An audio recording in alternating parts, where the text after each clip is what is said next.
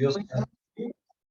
E a ideia hoje não é eu explicar o passo a passo de como a gente faz cada bloqueio perineural ou articular. Por quê? Vocês estão vendo a tela aqui do meu computador?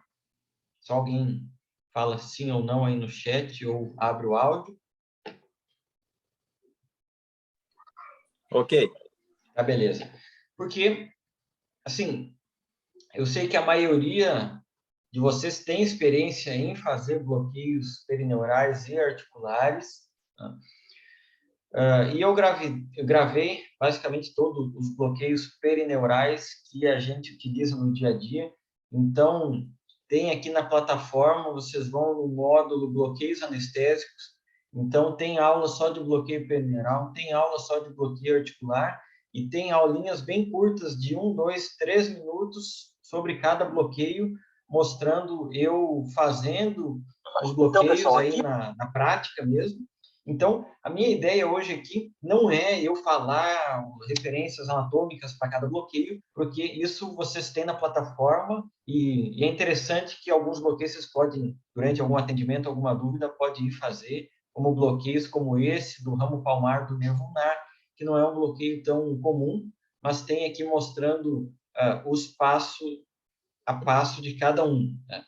Então, a ideia hoje é eu gerar uma discussão e eu quero escutar opiniões de vocês, casuística de vocês sobre os bloqueios, porque a gente trabalha há mais tempo com claudicação, a gente tinha muito como, por costume, de basicamente todo o exame locomotor era baseado na resposta ao bloqueio perineural ou articular, né? E aí só depois que o cavalo tinha um bloqueio positivo a gente partia para a imagem. Hoje em dia a maioria de nós, e é o que a gente preconiza, é trabalhar associado às imagens de raio-x de ultrassom com o padrão de bloqueio e não necessariamente a gente começa pelo bloqueio. Muitas vezes a gente faz a imagem, reflete sobre a imagem e depois opta pelo bloqueio, ou vice-versa, ou dependendo da situação, a gente parte iniciando pelo bloqueio para fazer aquilo que é a função do bloqueio, que é exatamente delimitar a região foco da claudicação. Mas eu quero saber aí de vocês, quem puder abrir o áudio, eu sei que tem gente dirigindo aí, mas quem puder abrir o áudio e falar assim, ó, se usa sempre o bloqueio, como, por exemplo, pega um caso que geralmente a gente encontra, que é um cavalo que não tem muito aumento de volume evidente, não tem nenhum ponto no exame físico tão evidente, ao menos no início, ou que talvez é um cavalo que tenha efusão articular na bainha, no boleto, e que mesmo assim a gente parte para o bloqueio. Então, comentem, eu quero escutar de vocês. Quero saber aí, me fala aí, Ana Carla, Rodrigo, comente aí para mim. César, Inácio, vocês usam bloqueio? Sim, com que frequência? Comentem aí que eu quero escutar.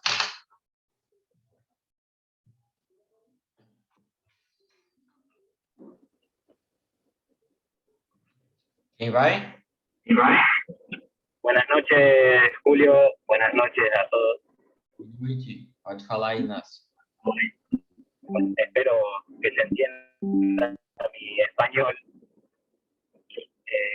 En mi caso particular, no siempre realizo bloqueo, solamente... Inácio, teu áudio está bem? Inácio, está dirigindo. Bien. Les decía que no siempre uso bloqueos, sino más bien cuando no encuentro el origen de la claudicación.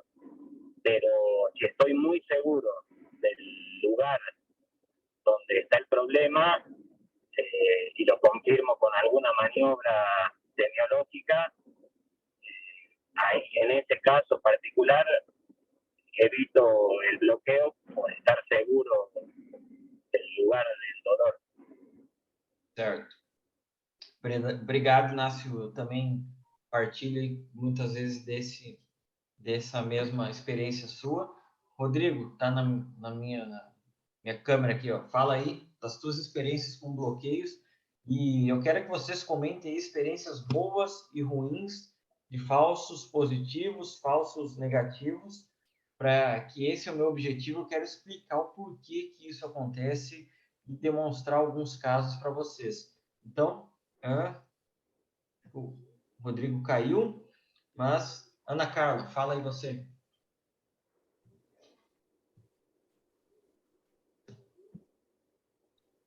Olá, boa noite a todos.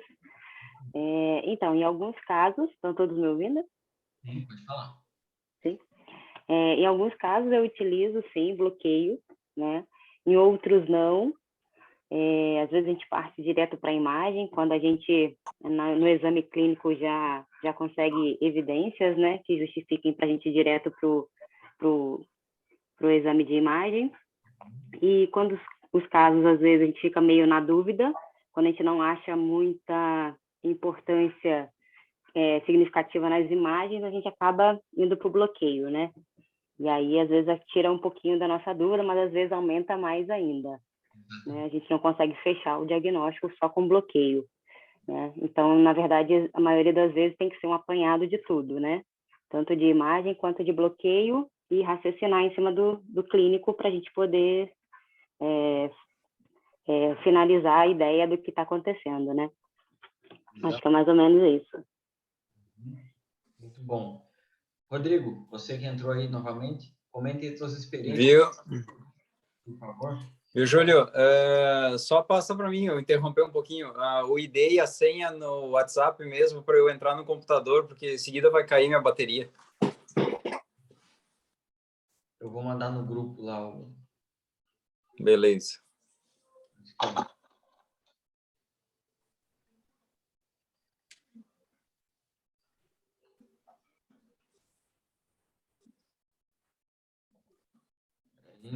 César, se quiser ir falando aí, se você usa bloqueio, quais são as experiências?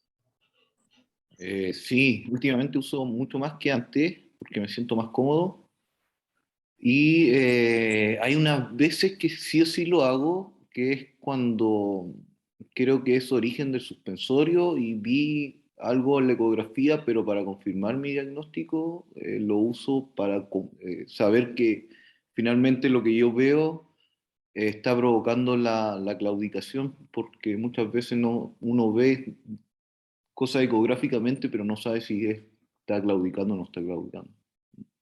Exatamente. Eu também confirmo isso. Assim, a gente sente muito mais seguro para fazer o diagnóstico e alguns tratamentos pontuais quando o bloqueio é positivo. Né? Rodrigo, estou te mandando aqui, ó. Só clicar direto nesse link que você cai direto na reunião aí. Tá? Atenta aí, Rodrigo. Depois qualquer coisa me manda mensagem de novo.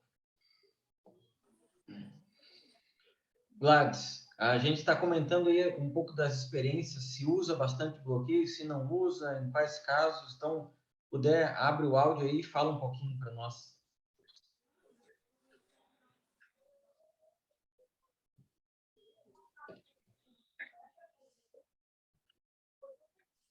Acho que o Gladys também não está.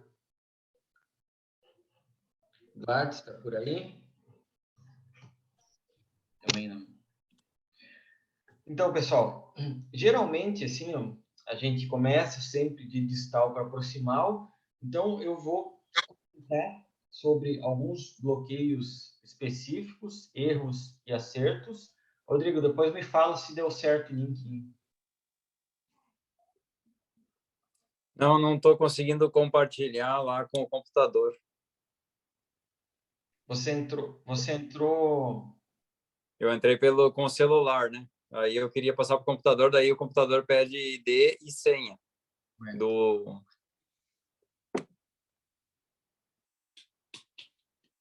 Atrapalhando a aula. Mas eu, falando dos bloqueios, enquanto tu vai baixando aí, eu costumo usar bastante, né? E como tu já tinha comentado, dá uma segurança muito grande, né? Quando a gente tem um positivo de uma região deixa mais claro, porque muitas vezes a gente aparece a imagem e muitas vezes aquela imagem não é a que está causando a clínica, né? E sim é só uma imagem, um achado, né? Mas não é aquilo que é a clínica daquele cavalo naquele momento. Então eu gosto de usar muito o bloqueio, dá uma segurança muito grande. Exatamente. Eu acho que cada vez mais, eu te mandei aí, Rodrigo, agora tem o ID e a senha aí, para você copiar e colar. Show.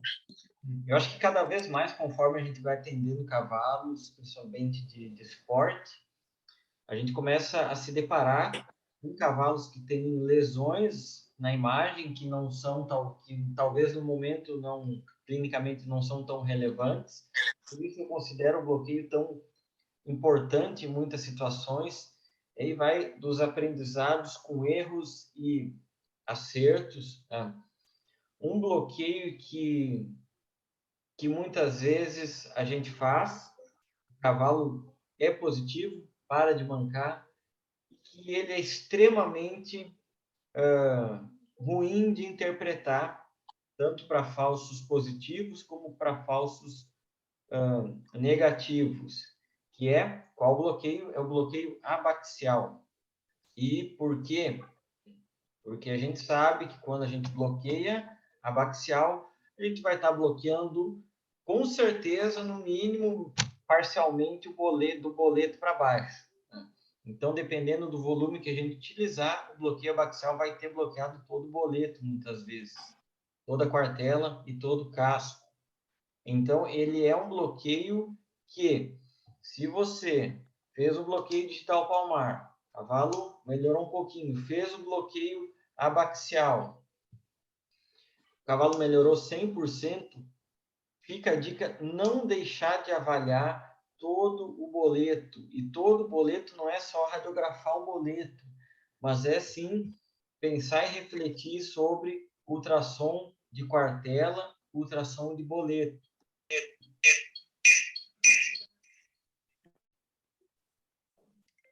Então, uma das coisas que, por exemplo, quando é solicitado o exame de ressonância, onde precisa delimitar, com certeza, uma região, no mundo inteiro, a gente tem essa discussão sobre o bloqueio abaxial ser altamente incerto quanto à interpretação do seu resultado. Então, muito cuidado com o bloqueio abaxial, porque no frigir dos ovos, ele diz pouquíssima coisa. Tá?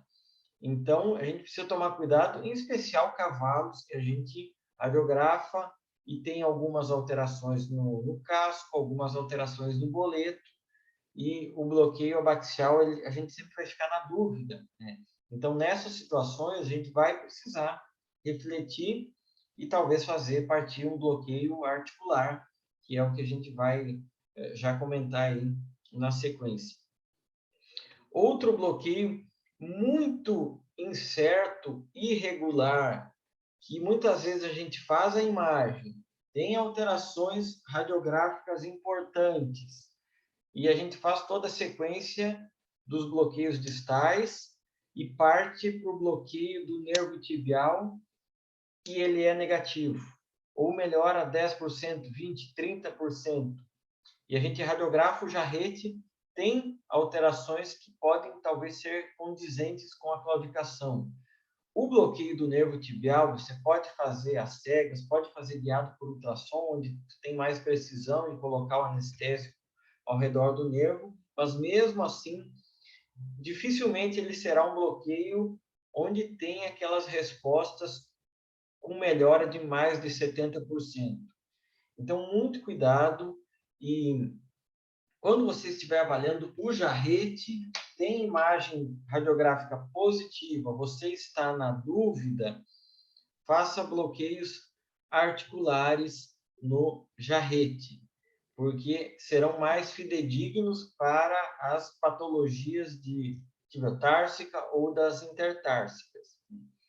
Outro cuidado é o que a gente já vai comentar na sequência, que é a difusão proximal do anestésico, que uma coisa tem que estar ciente. Todo bloqueio perineural terá sempre perfusão proximal do anestésico. Não tem saída, sempre vai ter. Em especial, nos bloqueios tanto proximal do metatarso quanto proximal do metacarpo, esse bloqueio ocorre talvez muito mais rápido para os recessos ou da tarso metatarsiana, ou para o túnel do tarso, ou para o túnel do carpo.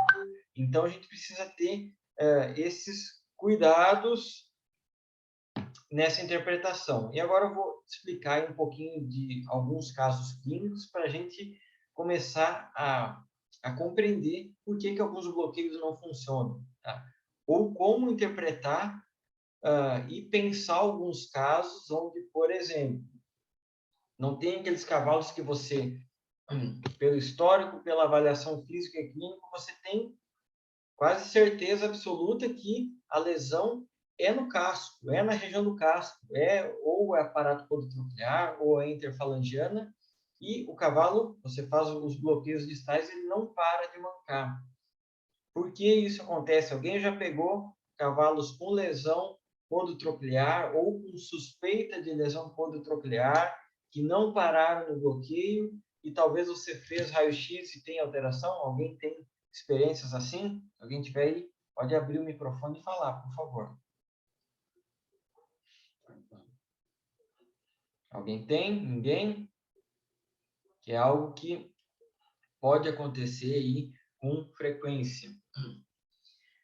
Então, por que isso acontece? Alguns cavalos a gente faz os bloqueios exatamente para delimitar essas regiões e muitas vezes aí o cavalo tem uma claudicação evidente, não é aquela claudicação severa que é contraindicado a gente fazer os bloqueios, né? Sabemos que claudicações muito severas, onde talvez a gente tenha suspeita de possíveis fraturas, a gente evita fazer os bloqueios perineurais, embora saibamos que isso é muito incomum, né, a gente fazer, se o cavalo está mancando muito ao passo, geralmente a gente já vai radiografar de cara, mas muitas vezes a gente pega claudicações evidentes como essa, um histórico recente aí de claudicação, sem melhora nos anti-inflamatórios, sem dor no pinçamento, sem pulso digital, ou seja, sem sinais de processo séptico no casco, de abscesso, de broca ou qualquer outra coisa, porque se vocês assistirem depois as aulas lá na plataforma, a gente explica que um dos mecanismos de ação dos anestésicos é pelo pH da pele, é o mecanismo de ação que ele age, porém, em processos onde tem infecção, esse pH está alterado e aí o anestésico não vai funcionar, não vai ter uma ação eficaz. Esse é um dos mecanismos, mas nesse caso foi descartado 100% de ser abscesso de casco pelo padrão clínico.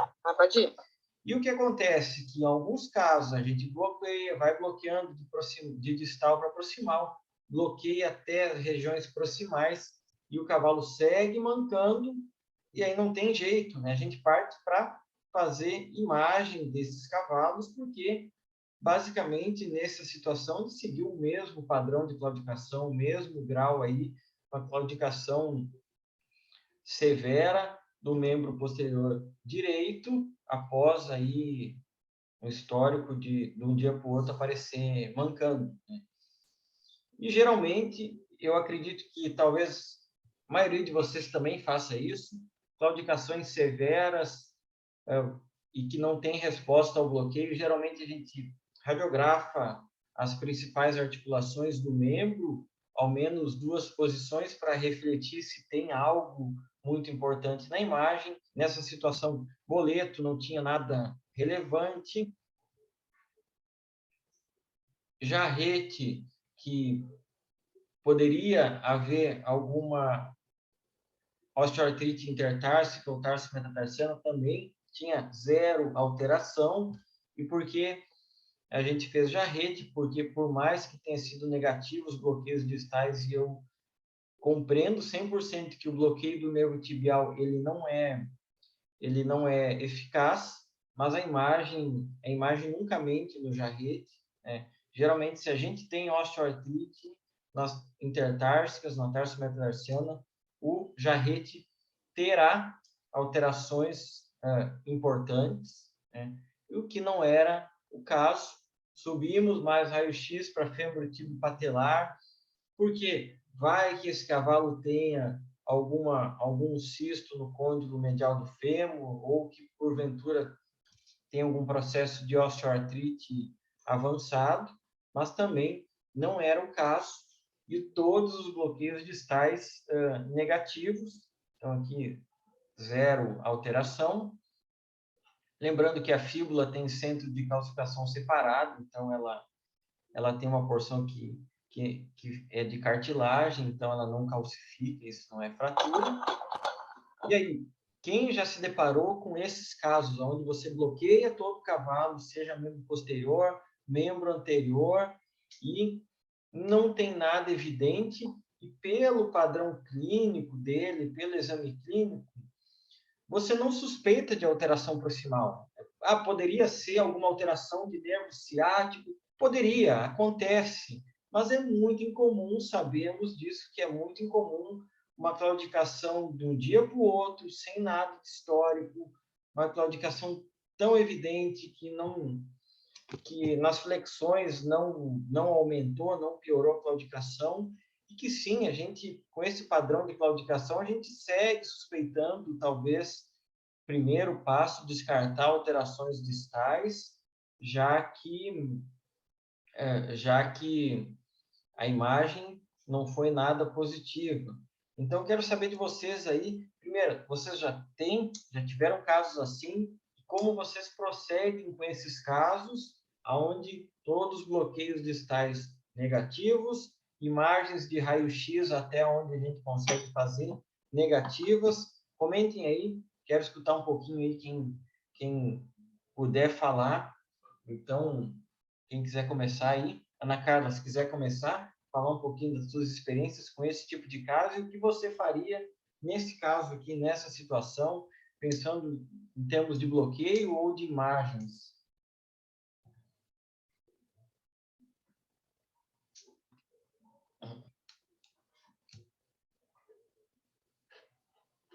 Ana Carla, está por aí? Ou se o Rodrigo, Gladys, César, o Inácio quiserem abrir o áudio e falarem, por favor.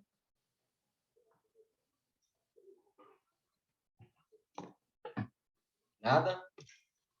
Viu, Júlio? Dá uma repetidinha rapidinho, assim, que me chamaram aqui, eu tive que prestar atenção e não prestei atenção no que tu explicou.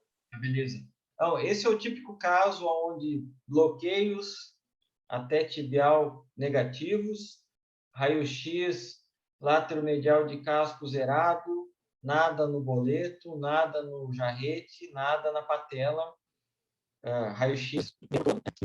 Pelo padrão clínico, poderia ser lesão aí distal, pelo aspecto, não tinha aspecto de ser uma lesão proximal, de pelve ou qualquer outra coisa, né?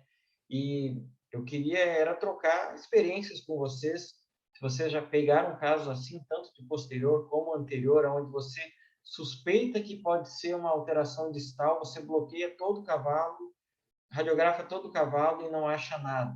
Então, comente aí se você tem experiências assim e o que você faria nesse caso específico.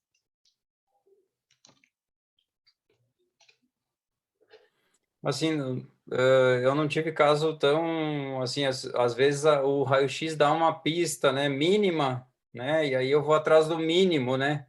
Às vezes o cara acha assim, não, será que isso aqui está causando toda essa clínica, né? Mas agora quando eu tenho 0 do ultrassom, daí biomecânica, você já utilizei o recurso, por exemplo, do bloqueio, não funcionou, biomecânica, o que está aparecendo? E aí procuro fazer uma varredura da possível região que está levando aquela biomecânica, né? Então, é mais trabalhoso procurar muita estrutura, né? Se o raio-x não me dá nenhuma pista, às vezes eu tenho uma efusão que não está tão aparente, mas não poderia estar lá naquele lugar, né? Então eu vou para esse lado, assim, quando raio-x limpo, não tenho nenhuma pista, o bloqueio, mas tem uma biomecânica que pode ser nesta região, né? Por exemplo, mais proximal, mais distal. Eu vou no que é mais provável, né, na literatura, de acontecer lesão. E aí eu vou ali, vou escanear. Vai ser mais trabalhoso, perco mais tempo, mas às vezes está ali no tecido mole, né, o possível achado e a clínica. Exatamente. Eu também, acho que, Inácio, você ergueu a mão, se quiser comentar aí.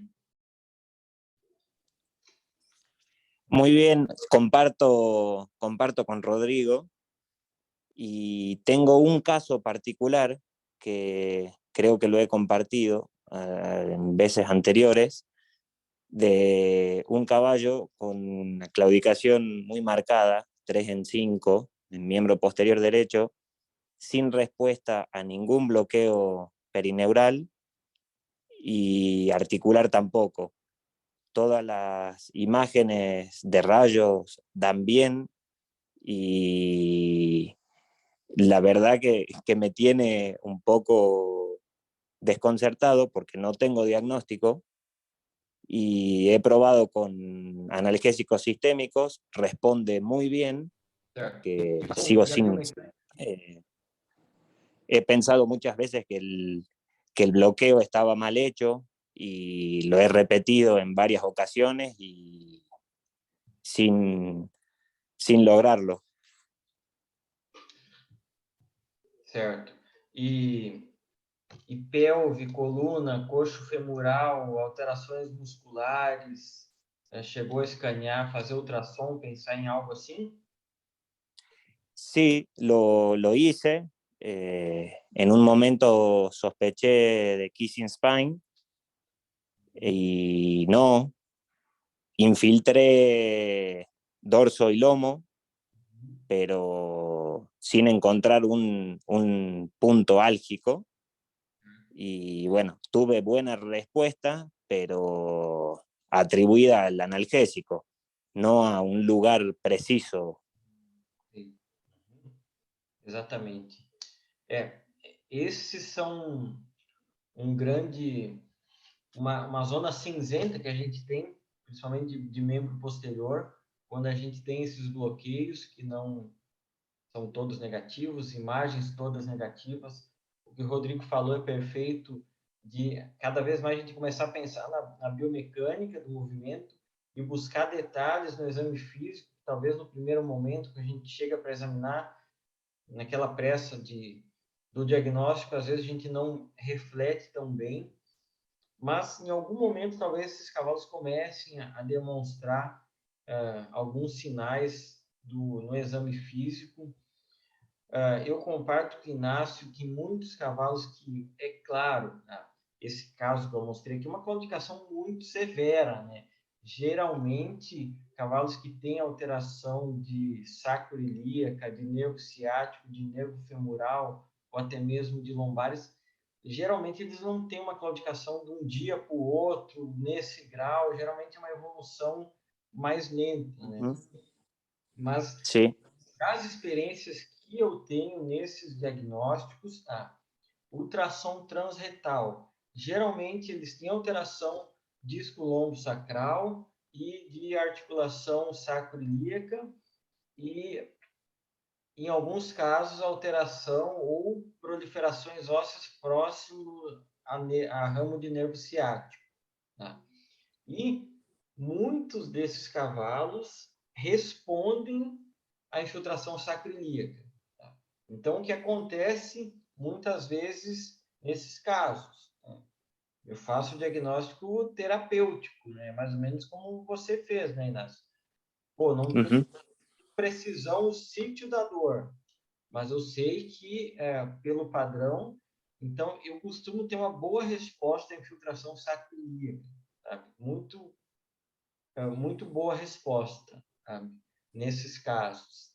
E, inclusive, a gente vai ter na próxima semana, vamos discutir mais sobre sobre coluna, mas algo que a maioria dos veterinários não utiliza na infiltração sacroiliaca, e eu uso já há 10 anos e nunca tive problema, eu uso neurolítico. Eu sei que, mas é próximo do nervo ciático, vai degenerar. Eu faço acesso cranial, não tive, assim, nunca tive problemas, né? E muitas vezes eu tenho respostas muito positivas, né? Mas cada vez mais eu tento melhorar minha técnica de ultrassom de lombo sacral. Cada vez mais eu vejo cavalos com problemas em processos articulares das vértebras lombares. Então, aí sim, Inácio, a gente já consegue fazer injeção guiada direto em cima do processo articular da vértebra lombar que está com problema, né? Então, é um ponto importante. E outro ponto nesses animais é não deixar de checar coxo femoral, né? Porque nem toda claudicação de coxo femoral é aquilo que a gente muitas vezes lê nos livros, que é uma claudicação muito severa, com redução da fase caudal da passada, do membro posterior. Nem sempre. Uhum. Eu tenho pegado alguns cavalos manga larga marchador, que não têm alterações distais e que têm alterações coxofemorais não tão, com uma clínica não tão severa. Então, isso são as minhas experiências. Mas, sim, primeiro ponto, agora voltando à questão dos bloqueios, alguém mais quer fazer algum comentário? Pode ergue a mão ou abre o áudio, só falar aí. Se não puder falar. E, Júlio, o volume neurolítico que tu usa nessas infiltrações de sacroiliaca? Vamos lá. Na sacroiliaca, eu uso acesso cranial, tá? Que eu acho mais prático, e sabemos por trabalhos científicos que pelo acesso cranial terá difusão completa para a sacroiliaca. Tá? Então, tem o trabalho lá do Hausler, que ele fez pelo acesso cranial e caudal e teve difusão. Tá? Então, por isso que eu faço pelo acesso cranial, porque aqui pelo caudal, a gente sempre tem risco de entrar no reto, né? Então, não que seja uma técnica mais difícil do mundo, não é, tá? Mas tem esse risco e, enfim, gosto de minimizar riscos. Eu utilizo 10 ml de triancinolona, Atribem, geralmente eu uso, que é 6 miligramas, e 10 ml de neurolítico. E aí eu enfio uma seringa de 20 ml e infiltro 10 ml em cada lado. Sempre infiltro as duas sacroiliacas. Uhum. Que, na verdade, sabemos também, isso a gente vai discutir na próxima aula, na verdade, a gente fala em infiltração sacroiliaca, mas a gente não acessa a sacroiliaca, né? Difunda a sacroiliaca. Né? Uhum. Então, por isso eu utilizo um volume muito maior para trabalhar na difusão. Mas se a gente fizer um acesso caudal, aí a gente pode trabalhar com uma concentração menor, com volume menor, porque certamente a gente vai estar mais preciso, né? E como eu falei, uso neurolítico nunca tive problemas, né? E uso com muita frequência, porque eu pego com uma certa frequência muito cavalo de segunda opinião, né? Cavalos que já foram diagnosticados, que já foram tratados, e vários cavalos com queda de desempenho, né? Então eu faço com bastante frequência a coluna, né? Então, eu não sei te precisar quantas eu já infiltrei, não. Perdi a conta, mas nunca tive problema. Mas, enfim, não sei também se o neurolítico influencia ou não no tratamento. Não tem como a gente afirmar isso. Né? Uhum. Beleza. Show. Bom, primeira questão. Bloqueio não foi positivo. É falar o que o Inácio falou. Se a gente se questionar, será que o anestésico está funcionando? Buscar refazer esse bloqueio em algum outro momento. Testar o bloqueio. E estar ciente, que agora que a gente vai começar a falar, e alguns tipos de lesão, as clássicas que a gente sabe, infecções não terão respostas aos bloqueios, mas alguns tipos